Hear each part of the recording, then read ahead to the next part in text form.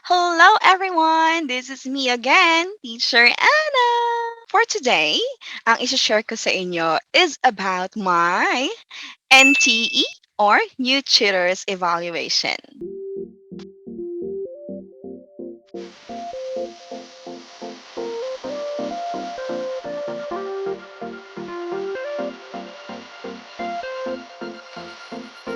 So, 45 minutes before my schedule, ay dapat nag-confirm na ako for my NTE. Nag-message na ako sa aking coach na I am ready and at exactly 10:30 a.m., tatawag na ako sa kanya so that we can start our NTE. So, sa mga new tutors dyan na nagpe-prepare din for their new tutors evaluation, please watch this video.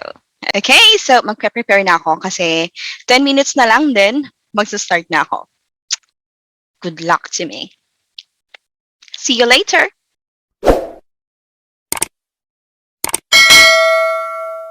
A few moments later. Hello again, guys. I'm done with my new tutor's evaluation, and I'm very happy to tell you that I passed. Yay!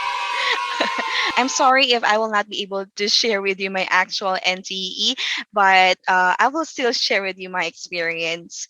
But before that, let me share with you first what is the NTE or the New Tutor Evaluation. So the NTE gauges the skills you learned in the New Tutor onboarding program. So it consists of 15-minute mock lesson and 10-minute quick feedback from your evaluator. Why take the NTE? So if you receive an invitation for NTE, you have to take it.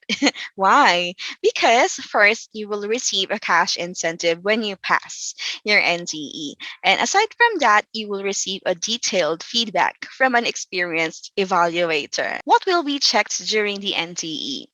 First, operational skills. Second, teaching skills. And the third one is the lesson structure. Lahat ng materials na isasend nila sa inyong Skype account, aralin nyo yun ng mabuti. Isa puso't isa isip nyo yung mga materials na isasend sa inyo ng evaluation team. So, ayun lang. Lahat naman ng materials na gagamitin for the NTE ay ipoprovide nila. Lalo na yung lesson materials na gagamitin nyo. So, nandun na yung tutor's copy and student's copy. Ako, during my preparation, binasa ko lang talaga lahat ng materials na sinend nila sa aking Skype.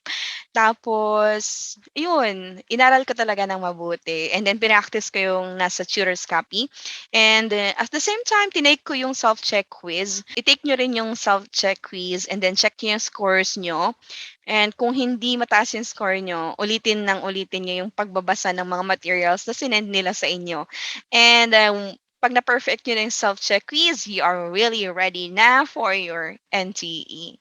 Ayun, nakakakaba pero kayang-kaya nyo yan. Parang practice lesson lang yan nung nag-apply kayo. Parang ganun lang din. Yan. After the discussion with my coach, nag-email din sila sa akin. So, sa email na nakalagay lahat ng checkpoint endpoints to improve. So, mamaya, babasahin ko pa yung sinend nilang feedback sa aking email so that I can still improve on those areas as I continue teaching English here at Rare Job. So, yun lamang. So, it's very important to really prepare for your NTE. Actually, today is Saturday, and usually every Saturday I open 15 slots.